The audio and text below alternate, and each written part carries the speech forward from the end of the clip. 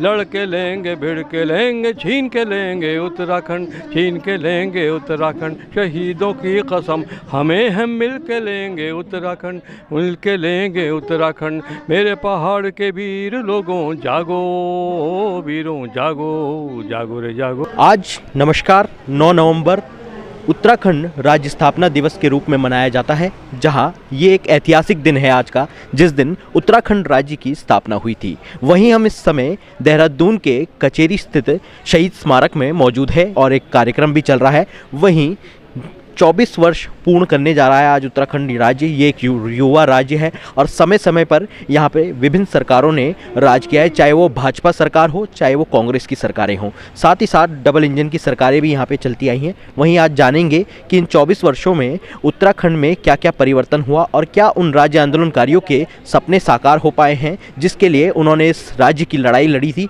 और लंबे समय तक लड़ाई लड़ के शासन प्रशासन के साथ लड़ाई लड़ी, अपने प्राणों की आहुति दी। साथ ही साथ क्या इस प्रदेश को आज मिल पाया है इन 24 वर्षों में। कुछ ऐसी पंक्तियां हैं जो राज्य आंदोलनकारियों के लिए एक इतिहास में उनके लिए ऊर्जावान रही, जिन्होंने उनको ऊर्जा दी, शक्ति दी अंदर से उत्तराखंड राज्य के लिए लड़ने के लिए, कि लड़ के लेंगे, भिड़ के लेंगे, छीन के लेंगे उत्तराखंड। वीर सपूतो वीरो प्यारो जागो, वीरो जागो। ये कुछ ऐसी पंक्तियां हैं जो वरिष्ठ आंदोलनकारी, राज्य आंदोलनकारी हमारे साथ मौजूद हैं। डॉक्टर अतुल शर्मा जी, जो एक कवि भी हैं और साथ ही साथ वरिष्ठ आंदोलनकारी हैं। तो जानेंगे कि क्या कुछ इस गीत के पीछे था उनका, और कुछ पंक्तियां इनसे भी सुनेंगे। सर नमस्कार, पहले तो स्वागत है आपका UK 24/7 न्यूज़ में। सर क्या पंक्तियां थी, कुछ आप खुल के एक बार वो पंक्तियां ज़रूर दोहराइएगा। उसमें वो जो गीत था उसको दोहराने से ऐसा लगता है कि जहाँ एक और राज्य आंदोलनकारी हर राज्य आंदोलनकारी के ज़बान पे था, लड़ के लेंगे, भिड़ के लेंगे, छीन के लेंगे उत्तराखंड। अगर आप उसको पूरा पढ़ते हैं तो लगता है कि वो आज भी समकालीन है, आज भी समकालीन है वो, क्योंकि उसमें 5 प थे: पानी, पलायन, पर्यावरण, पर्यटन और पहचान। इस पर आधारित वो गीत था। उसकी एक पंक्ति है: विकास की कहानी गांव से है दूर दूर क्यों, है दूर दूर क्यों, नदी पास है मगर ये पानी दूर दूर क्यों, ये पानी दूर दूर क्यों, नदी पास है मगर ये पानी दूर दूर क्यों। झूठे आंकड़ों को अब बदल के लेंगे उत्तराखंड, बदल के लेंगे उत्तराखंड, लड़ के लेंगे, भिड़ के लेंगे, छीन के लेंगे उत्तराखंड, छीन के लेंगे उत्तराखंड। शहीदों की कसम हमें हम मिल के लेंगे उत्तराखंड, मिल के लेंगे उत्तराखंड। मेरे पहाड़ के वीर लोगों जागो, वीरों जागो, जागो रे जागो। ऐसा गीत रहा वो। बेहद सुंदर पंक्तियां थी, जिन्होंने पूरे राज्य आंदोलन को एक उत्साह दिया, जोश भर दिया। डॉक्टर साहब की जो पंक्तियां थी इस गीतों ने। वहीं सर 24 वर्ष बीत रहे हैं, प्रदेश युवा हो चुका है, तो क्या समय समय पर यहाँ पे जो राज्य आंदोलनकारियों के सपने थे इस प्रदेश को लेकर, जो हमने लड़ाई लड़ी थी, हमारे पूर्वजों ने, हमारे जो शहीद थे उन्होंने ये लड़ाई लड़ी थी, अपने प्राण न्यौछावर कर दिए इस राज्य की प्राप्ति के लिए, क्या उनके सपने जो निरंतर सरकारें बदलती रही हैं, चाहे वो कांग्रेस की सरकारें रही हों, चाहे वो भारतीय जनता पार्टी की डबल इंजन सरकार रही हो, क्या वो उत्तराखंड राज्य आंदोलनकारी के सपने पूरे हो पाए हैं? सरकारें बदली पर हालात नहीं बदले, ये तो सच है। ऐसा नहीं है कि कुछ नहीं हुआ है, लेकिन ये ज़रूर है कि जिस शिद्दत से शहादतें हुई थी, जिस शिद्दत से आंदोलन हुआ था, उस शिद्दत के साथ, उस ताकत के साथ वो सपने पूरे नहीं हुए।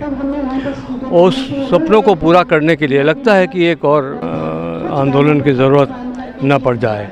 इसलिए जो इन सपनों को पूरा करने में सक्षम है वो लोग इस ओर देखना चाहिए। मुझे लगता है कि अभी भी महिला के पीठ से बोझा कम नहीं है, अभी भी नदी सामने बह रही है, पानी नहीं। और वो मुझे लगता है कि सारे के सारे अभी सपने उस तरह से पूरे नहीं हो पा रहे हैं जिस तरह से हमने सोचा था। जहां लगातार उत्तराखंड आंदोलनकारियों की मांग रही है मूल निवास और भू कानून को लेकर, वहीं राज्य आंदोलनकारियों ने अपनी शहादत दी, अपने प्राण न्यौछावर किए, सिर्फ यहाँ की जनता को मूलभूत सुविधाएं मिल पाए, उनका अपना एक भू कानून मिल पाए, सशक्त भू कानून हो पाए और अपना मूल निवास प्राप्त हो सके। पर आज भी कहीं ना कहीं युवा भी उस चीज़ की लड़ाई को लड़ रहे हैं। तो क्या आपको लगता है कि एक नए आंदोलन जो उभर के आ रहा है, इसकी आवश्यकता प्रदेश को थी? जी जी बिल्कुल, मुझे लगता है कि बोलने से ही बात बनेगी, बिल्कुल चुप रहने से तो काम चलेगा नहीं। हाँ, लेकिन ये जो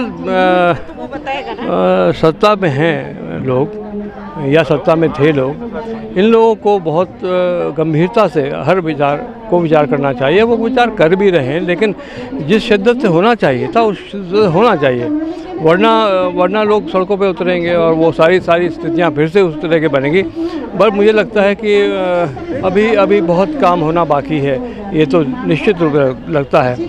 और जैसा सोचा था उस तरह से तो अभी हो नहीं पा रहा, ये दुख की बात भी है। और जहाँ जितनी निराशा होती है उतना ही आगे विस्फोट होता है। विस्फोट से मतलब है उतनी आवाज़ उठती है, आवाज़ ही उठा सकते हैं लोग, तो वो आवाज़ उठ रही है, सड़कों पर भी उठ रही है, विभिन्न विषयों को लेकर उठ रही है। बेरोज़गारी दूर नहीं हो पाई है, वो बहुत सारी सवाल हैं जो अभी अनुत्तरित रह गए हैं। तो ये थे हमारे साथ वरिष्ठ राज्य आंदोलनकारी। कहीं ना कहीं राज्य आंदोलनकारियों के वो सपने अभी तक पूर्ण नहीं हो पाए हैं जिसको लेकर उन्होंने इस प्रदेश की कल्पना की थी। तो वहीं अभी और भी जानेंगे कि क्या कुछ है आंदोलनकारियों के बीच में, क्या उनके बीच में वो खुशी है या वो दुख की लहर है कि उनके सपने आज भी पूरे नहीं हो पाए हैं। वहीं हमारे साथ इस समय वरिष्ठ राज्य आंदोलनकारी गीता बिष्ट जी मौजूद हैं। वहीं इनसे जानेंगे कि पहले तो स्वागत है मैडम आपका इस UK 24x7 न्यूज़ में। धन्यवाद आपका। मैम बिष्ट जी, जैसे कि उत्तराखंड एक युवा प्रदेश के उसमें आ चुका है, युवा अवस्था में आ चुका है। 24 वर्ष हम पूर्ण करने जा रहे हैं, 25वें वर्ष में हम प्रवेश कर रहे हैं। तो इन 24 वर्षों में आपने जब उत्तराखंड राज्य बनने की लड़ाई आप लोगों ने लड़ी थी, तो उस समय क्या माहौल था और आज क्या आप लोगों के वो सपने पूर्ण हो पाए हैं जो आपने इस राज्य स्थापना के लिए देखे थे? उत्तराखंड राज्य आंदोलन जो है इसलिए किया गया था कि पहाड़ों की स्थितियां बहुत विषम थी, भौगोलिक परिस्थितियां ठीक नहीं थी। तो हमने कहा अगर राज्य अपना बन जाएगा, एक छोटा प्रदेश होगा, तो यहाँ पे डेवलपमेंट के बहुत से चांस होंगे, पहाड़ों का टोटल विकास होगा। लेकिन आज मैं देखती हूँ सड़कें बन गई हैं, कई जगह अभी रह रखी हैं, सड़कें बन गई हैं, लेकिन उनमें जो है चलने वाला कोई नहीं रह गया। सबसे पहले तो इस प्रदेश में राज्य बनने के बाद बहुत ज़्यादा पलायन हुआ है। लोग 2-4 साल तो इंतज़ार करते रहे कि पहाड़ों का डेवलपमेंट होगा, लेकिन डेवलपमेंट जब नहीं हुआ तो लोगों ने भी बाहर की ओर आना शुरू कर दिया। आज देहरादून में इतना प्रेशर जनता का बन गया है कि पहाड़ खाली हो चुके हैं और स्कूलों की व्यवस्था नहीं हो पाई है। स्वास्थ्य सुविधाएं जो है इतनी चरमरा गई हैं कि लोग पहाड़ों में रहना ठीक नहीं। आज लोगों के पास पैसा है, लोग मेहनत कर रहे हैं, कमा रहे हैं। आज भी जो है लोग कमाने के लिए दिल्ली, देहरादून, बम्बई वगैरह भाग रहे हैं। क्यों भाग रहे हैं? क्योंकि पहाड़ों का डेवलपमेंट हुआ ही नहीं है, इसलिए लोग बाहर जा रहे हैं। तो राज्य बनने की जो परिकल्पना थी वो पूर्णतः फेल हुई है। यहाँ पे जिन लोगों ने प्रधान नहीं बनना था वो आज प्रदेश चला रहे हैं, वो प्रदेश के नेता बने हुए हैं। फर्जी तौर पे यहाँ पे बाहरी लोगों की नियुक्तियाँ हो रही हैं। अभी कुछ टाइम पहले यहाँ पे पोस्ट ऑफिस में भर्तियाँ हुई थी। उन भर्तियों में अभी मैंने कुछ दिन पहले पेपर में पढ़ा था कि वो जो है डाकघर तक नहीं लिख पा रहे हैं। क्या बाहरी के लोग रह रहे हैं? हमारे पास तो बहुत अच्छे पढ़े लिखे लोग हैं, उनको नियुक्तियाँ नहीं दी है। शासन प्रशासन में जो लोग हैं उनके सचिव लोग हैं, तो प्रशासनिक तौर पे उन लोगों को भर्तियाँ दी जाती हैं। हमारे लोग आज भी जैसे तैसे, हमको छोटे से रोजगार के लिए भी बाहर जाना पड़ता है। तो ये बड़ा वो है। अभी परसों यहाँ रामनगर में जो हादसा हुआ है, बस हादसा, सरकार कह रही कि हमने उसको सस्पेंड कर दिया, इसको सस्पेंड कर दिया। भाई सस्पेंड क्यों किया? आपको पता है कि पहाड़ों में एक गाड़ी है, सारे लोग अपने त्यौहार मनाने घर आते हैं, होली है, दीपावली है, बड़े बड़े त्यौहार मनाने घर आते हैं। तो सरकार को उसमें 4 गाड़ियां लगा देनी चाहिए, 3 गाड़ियां लगा देनी चाहिए कि लोग जाएंगे आएंगे। तुम 2 दिन सस्पेंड करोगे, तीसरे दिन फिर वही स्थिति हो जाएगी। तो मैं कहती हूँ कि पहाड़ों का अगर डेवलपमेंट करना है तो सड़क सरकार को जो है ज़मीनी स्तर से पहाड़ों में रोज़गार से लेके और आपका सड़क डेवलपमेंट है, हॉस्पिटल का सुविधाएं हैं। आज एक छोटी सी है, जबकि पहले टाइम पे हमारे यहाँ महिलाएं इतना शारीरिक काम करती थी, उनकी डिलीवरी घर ही में होती है, किसी की नर्स की ज़रूरत नहीं होती थी, डॉक्टर। लेकिन आज रोज़गार नहीं है लोगों के पास, जो कुछ काम कर रही हैं महिलाएं, कृषि कर रही हैं, बंदर खा जा रहे हैं, इसलिए वो जो है डिलीवरी तक उनकी जो है सरकारी डॉक्टरों के भरोसे हो रही है। और सरकारी डॉक्टर भी जो गैरसैंण में हैं, जो दूर दराज क्षेत्रों में हैं, वो कर नहीं पा रहे हैं, वो सीधे रेफर कर दे श्रीनगर के लिए, श्रीनगर वाले देहरादून। सबके पास तो पैसा इतना होता नहीं है कि आप जो है सब देहरादून में एक आदमी आएगा, उसके साथ बीमार होगा, तीमारदार होगा, उनका खर्चा कहाँ से आएगा। तो सरकार की तरफ से बहुत ज़्यादा लापरवाही है। इतने मेडिकल कॉलेज यहाँ पे खुले हैं, उन मेडिकल कॉलेजों से कम सरकार को ये करना चाहिए कि पहले लोगों की नियुक्तियाँ जो भी ये डॉक्टर वगैरह बन रहे हैं, इंजीनियर बन रहे हैं, इंजीनियर आपके बाहर से आ रहे हैं, डॉक्टर बाहर से जा रहे हैं, विदेशों को जा रहे हैं, पैसा कमाने का एक धंधा बन गया है ये राज्य। बाकी यहाँ पे ज़्यादा डेवलपमेंट मेरे को कुछ नहीं लगा है। आंदोलनकारियों के नाम पे जो है यहाँ कई लोग अपने क्षेत्रों में काम करा भी रहे हैं, लेकिन क्या करना, उस काम करने का लोगों को फायदा तो मिल नहीं पा रहा है। ये था एक महिला आंदोलनकारी का दर्द। देखिए जिन माताओं ने इस राज्य को बनाने के लिए लड़ाई लड़ी, अपने घर बार छोड़ के सड़कों पर निकली, आज वो उनका ही कहना है कि हमारे वो राज्य का सपना पूरा नहीं हो पाया। कहीं ना कहीं राज्य की महिलाएं भी आज सरकारों के उससे मजबूर हो चुकी हैं। कहा गया कि महिलाओं को उन्हीं की जगह पे पहाड़ों में रोज़गार मिलेगा, उनको शिक्षा मिलेगी। क्या वो चीज़ पूरी हो पाई? कोई भी रोज़गार नहीं मिल पा रहा है। रोज़गार मिल रहा है तो जो शासन में ब्यूरोक्रेट्स हैं उनको, मंत्रियों के नाते रिश्तेदारों को। हम लोगों के बच्चे आज भी बेरोज़गार हैं, हमारे रिश्तेदार आज भी बेरोज़गार हैं, गांव के गांव खाली हो चुके हैं। तो कोई भी उम्मीद जो है आज भी पूरी नहीं। पहले कृषि होती थी गांव में, कम से कम 6 महीने का राशन लोगों को मिल जाता था। आज जो है बाहर के बंदर, दिल्ली के बंदर उठा के हमारे पहाड़ों में डाल दे रहे हैं, तो कहाँ से खेती होगी? सब खेती भी बंजर पड़ी, लोगों ने खेती करना बिल्कुल छोड़ दिया है।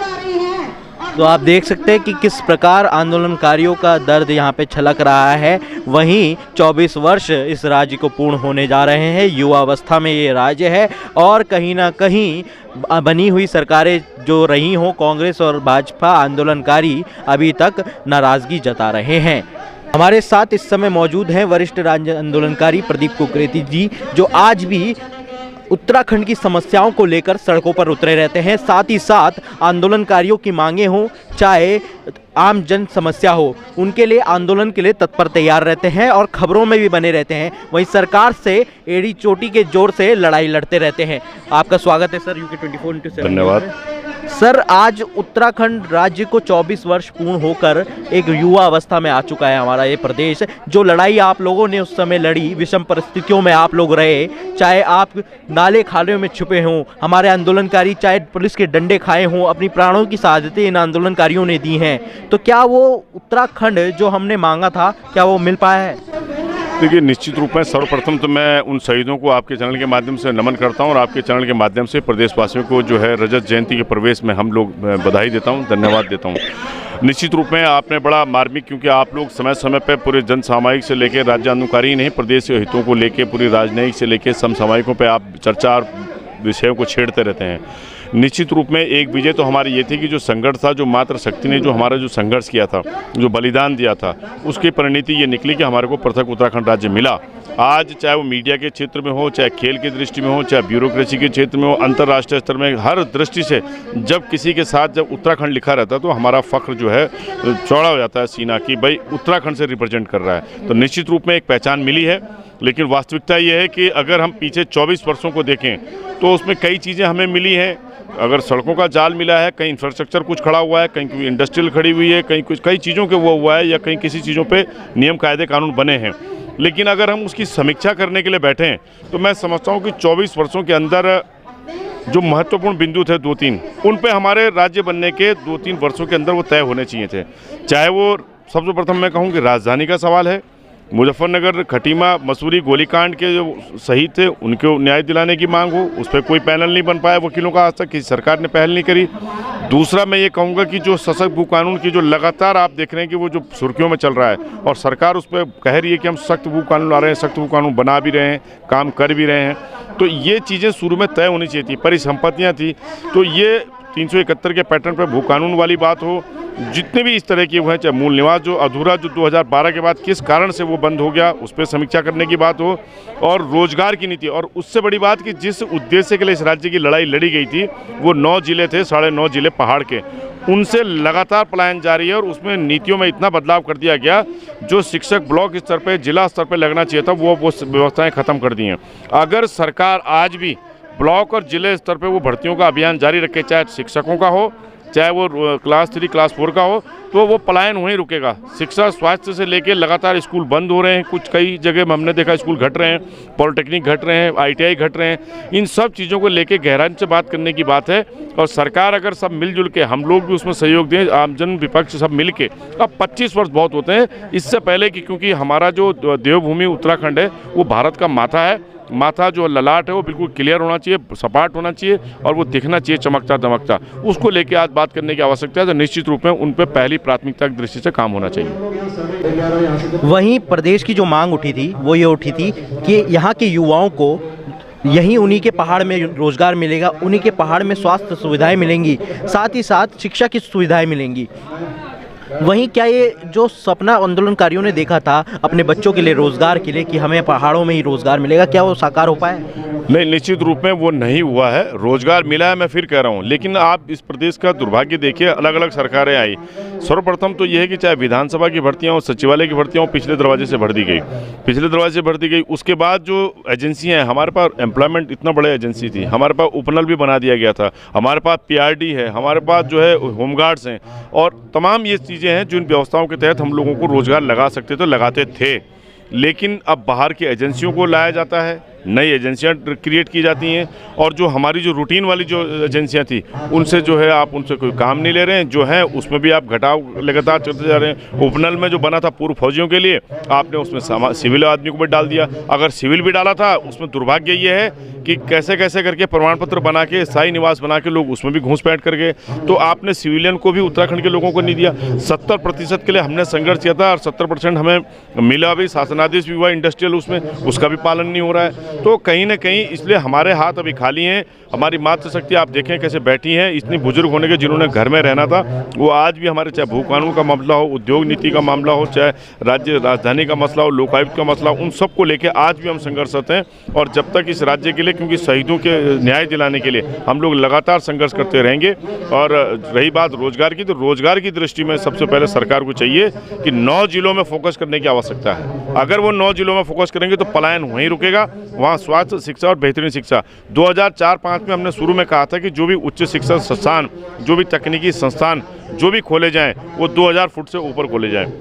सारे के सारे यहाँ नदी किनारे, और देहरादून, सेलाकुई, देहरादून, उधम सिंह नगर, नैनीताल, हरिद्वार, ये सब यहीं बसा दिए। कंपटीशन या पौध लगा दिए यहाँ पे, उसमें काम करने की आवश्यकता है। कहीं ना कहीं पहाड़ों के जो स्वास्थ्य सुविधा कही गई है, पहाड़ों में जो आप देख सकते हैं सरकारें अपना दम भरती है कि हम पहाड़ों में ये सुविधा दे रहे हैं, स्वास्थ्य की उच्च सुविधा दे रहे हैं, परंतु कहीं ना कहीं पहाड़ के जो अस्पताल हैं वो रेफरल सेंटर बन के रह गए हैं। पहाड़ के आदमी को अपना झोला बोला उठाकर आज देहरादून पे आना पड़ता है और यहाँ होटल लेके अपना इलाज कराना पड़ता है। तो क्या वो दुख ये सरकारें उस पहाड़ का आदमी की समझ पा रही हैं? देखिए, स्वास्थ्य के मामले की मैं अगर बात करूं तो मुझे कहने में कोई गुरेज नहीं है कि उत्तर प्रदेश के ज़माने में सामान्य जो दून अस्पताल था उसको मैं एक गढ़वाल मंडल का एम्स मानता था। सुशीला तिवारी जो कुमाऊं के क्षेत्र में था उसको हम वहां का क्षेत्र मंडल का एम्स मानते थे। जब से ये मेडिकल कॉलेज बने, मेडिकल कॉलेज बनने के बाद सुविधाएं और कई चीज़ों की तकनीकी रूप से बढ़ती हैं। आप पहाड़ की बात कर रहे हैं, यहाँ पे 3-3 दिन तक अल्ट्रासाउंड नहीं होते हैं, 2-2 दिन तक जो है CMS सर, ये जो है डिप्टी CMS अवेलेबल नहीं रहते हैं। आप यहाँ इमरजेंसी में जाइए, दून अस्पताल से, जिला अस्पताल से भी बदतर स्थिति में आ जाता है। तो स्वास्थ्य, आप इससे अंदाज़ा लगा सकते हैं कि पहाड़ों में क्या है कि कई जगह बहुत अच्छी बिल्डिंगें बनी, बहुत अच्छा बजट जारी हुआ, लेकिन आपने वहाँ ढांचा खड़ा कर दिया, उसमें उसका टेक्नीशियन है ही नहीं, अल्ट्रासाउंड वाला नहीं है, CT स्कैन और MRI तो बहुत बड़ी बात है, और पैथोलॉजी लैब पूरी नहीं है। हमारी जो स्थानीय पैथोलॉजी लैब है, मैं अगर आपको जिला अस्पताल की हाल बताऊं, हमारे अपने पैथोलॉजी लैब्स हैं, अपनी सब कुछ है, उसके बावजूद प्राइवेट एजेंसी को जो है लैब का ठेका दिया हुआ है। उसके पीछे क्या कारण है, क्या कारण है? और जो हमारे लोग हैं वो क्या खाली बैठे रहेंगे? या तो वो काम चोरी कर रहे हो, वो काम भी पूरा कर रहे हैं, काम पूरा करना चाहते हैं। तो कहीं ना कहीं स्वास्थ्य पर तो बहुत बड़ा प्रश्न चिन्ह है, बहुत बड़ा। गांधी शताब्दी इतना नामी अस्पताल होता था, अब वो आंखों से लेके उसको बनाया गया, बीच में उसमें जो है गायनी सेंटर बनाया, बच्चों का बनाया, अब सब चीज़ें दाएं बाएं कर दी हुई हैं। तो बिल्डिंग बनाने के अलावा नहीं है। पहाड़ में जिस प्रकार से जो इंफ्रास्ट्रक्चर होना चाहिए था, मैं फिर वही 9 जिलों की बात करूंगा। मैं तो यमकेश्वर क्षेत्र से आता हूँ, योगी जी के क्षेत्र से आता हूँ। उसी क्षेत्र के आप हाल देखेंगे तो इतने बुरे हाल है। मतलब अधिकारियों में इतना भी डर नहीं है कि जो इतने बड़े उत्तर प्रदेश को रिप्रेजेंट कर रहा है, उसमें ही उसके इलाके में, योगी जी के इलाके में ही थोड़ा सा महिला सुदृढ़ कर दें। तो आप पैठानी में मुख्यमंत्री रहे, उसके आसपास 10 मुख्यमंत्री गढ़वाल से हुए हैं। अगर किसी और प्रदेश की बात होती तो वहाँ जो है, जो भी बिहार यूपी में जो भी मुख्यमंत्री बनता था तो चूल्हे तक रेल चली जाती है, चूल्हे तक रेल ले जा लेते हैं वो अपने। हमारे यहाँ क्या है, मैं ये नहीं कह रहा कि विकास नहीं हुआ है, लेकिन जो सुनियोजित विकास होना चाहिए था, जो डिसेंट्रलाइज होना चाहिए था, उस तरह से नहीं हुआ है। हम देहरादून में ही सारे हेडक्वार्टर यहाँ बना देंगे, सारी इंफ्रास्ट्रक्चर यहाँ खड़ा कर देंगे, तो ऊपर कहाँ जाएगा? हमने तो यहाँ तक कहा था कि आप अलग अलग हेडक्वार्टर 13 के 13 जिलों में अलग अलग हेडक्वार्टर बनाइए। आदमी किसी न किसी बहाने तो उस जिले से, उस ब्लॉक से जुड़ेगा, जाएगा, लेकिन उस पर काम नहीं हो रहा है। केवल पलायन आयोग, पलायन आयोग, पलायन आयोग। आज मिलेट की बात माननीय प्रधानमंत्री जी करते हैं, मुझे बड़ी खुशी होती है, होनी भी चाहिए। लेकिन वो मिलेट आएगा कहाँ से जब वहाँ आदमी ही नहीं है? वहाँ तो बाघ, सुअर, जंगली सुअर और ये सारे बंदर और रीछ है। वहाँ कहाँ से आएगा मिलेट? मिलेट के लिए तो वहाँ पब्लिक को रोकना पड़ेगा ना। आप घसियारी योजना लेके, मैं देख रहा था रावत जी पिछली बार घसियारी योजना, मतलब पहाड़ के आदमी को घसियारी योजना की आवश्यकता है?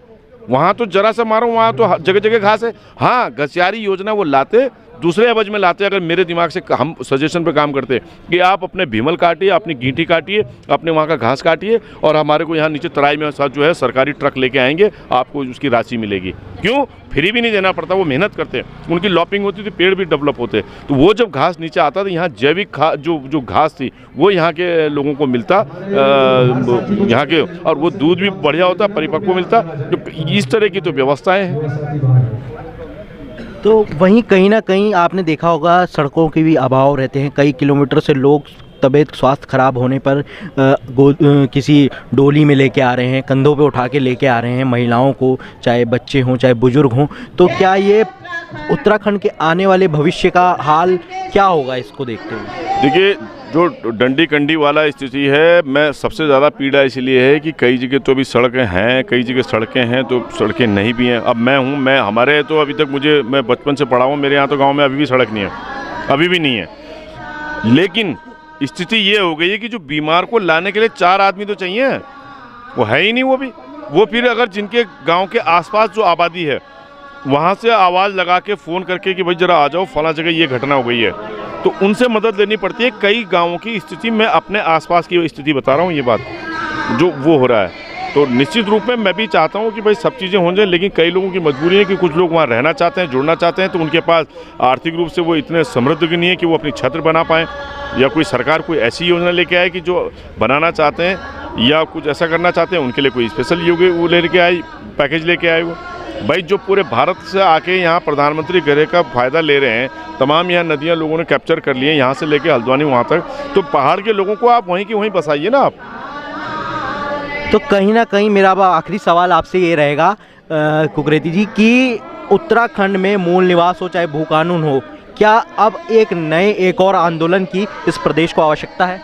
निश्चित रूप में आंदोलन क्या, ये आंदोलन से बना हुआ प्रदेश है, और माननीय मुख्यमंत्री ने खुद इस बात को स्वीकार किया कि सब चीज़ें हम लोग बिंदुवार जो उठा रहे हैं, हम उनको धन्यवाद जब दे रहे थे 10% को लेके, तो उन्होंने ये कहा कि भाई आप कुछ भी करें, आप लोग आंदोलन, ये मुझे हर सरकार ने हमें ये कहा कि आपका काम है, जो जन विषय कैसे होते हैं उस पर आप लोग तो आंदोलन करते रहेंगे, उसको हम चाह के भी नहीं रोक पाएंगे। तो निश्चित रूप में वो हमारा आंदोलनकारी मंच होने के नाते, आज आंदोलनकारी हमारी एक नैतिक जिम्मेदारी है कि सशक्त भू कानून हो, लोकायुक्त हो, राजधानी गैर शरण हो, तमाम लॉ एंड ऑर्डर से लेकर सब विषयों को लेकर हम लोग जो है लामबंद रहेंगे।